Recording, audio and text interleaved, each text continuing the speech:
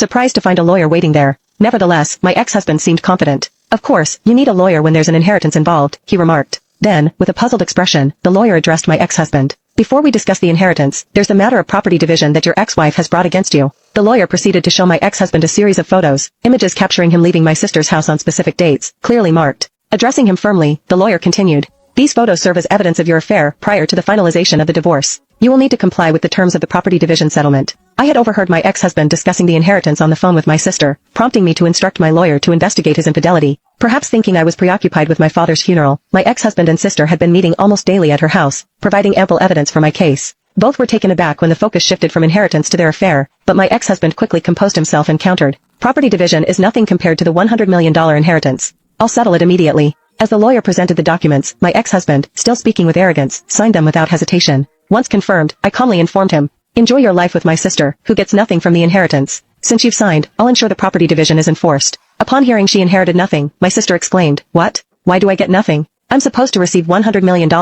My ex-husband also turned red and shouted, "There's no way. There's no inheritance. I won't let you take it all." The lawyer intervened calmly, addressing their anger. "Emily is actually the biological child of Chloe's late mother from a previous relationship and was never formally adopted by Chloe's late father. Therefore, Emily, you cannot inherit your father's estate." I also explained to my bewildered sister. "When our parents were married, Emily, you were about 1 year old. You probably don't remember, but I recall it vividly. I was 6 years old at the time and was thrilled to suddenly have a sister. Never did I imagine that the same sister would end up taking my husband. Our parents, both burdened with young children from previous marriages, aimed to strike a balance between us when they remarried and began parenting together. My mother loved me as her own daughter, and my father cherished you, Emily. Perhaps he spoiled you more, because you weren't his biological child." Being overly cautious, despite both of them remarrying with children, my mother, suspected by some relatives of being interested in my father's assets, chose not to officially adopt you. Those relatives, who consistently recommended suitors for me, did so knowing I was the sole heir to our father's wealth. If our parents had had a child together, things might have been even more complex, but fortunately or unfortunately, they didn't. Perhaps they avoided having more children to prevent future inheritance disputes.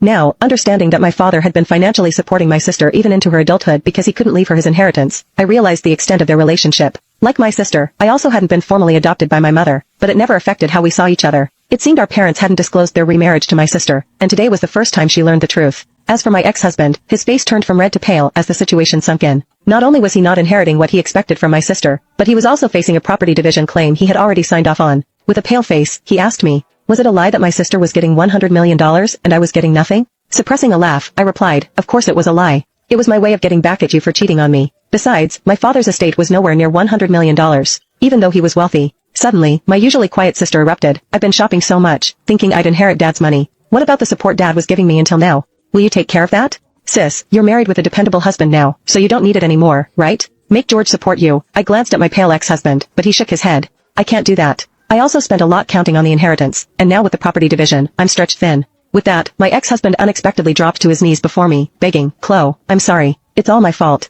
Please, can we reconcile?" The lawyer, who had been packing up to leave, chuckled at the sight. After our discussion, where had the arrogance he showed upon arrival gone? George pleading on his knees like that seemed utterly absurd. After our discussion, my ex-husband and sister left, and they divorced soon after. It seemed my ex-husband lost interest in my sister once he realized she wouldn't inherit anything. He mentioned property division, but since he had no assets, I arranged for him to pay from his monthly salary as advised by my lawyer, ensuring I received what was due. My sister, who lost our father's financial support, struggled to make ends meet with part-time work, but eventually faced overwhelming debts and declared bankruptcy. She moved out of her apartment, and I lost track of her whereabouts. My father's excessive support had made my sister dependent, hindering her ability to work seriously. Subsequently, my relatives began suggesting potential marriage partners for me as I lived alone in my parents' house, but I declined. I wanted to find a partner on my own terms, determined not to repeat the mistake of marrying someone like my ex-husband again. Now comment update to tag you on part 3.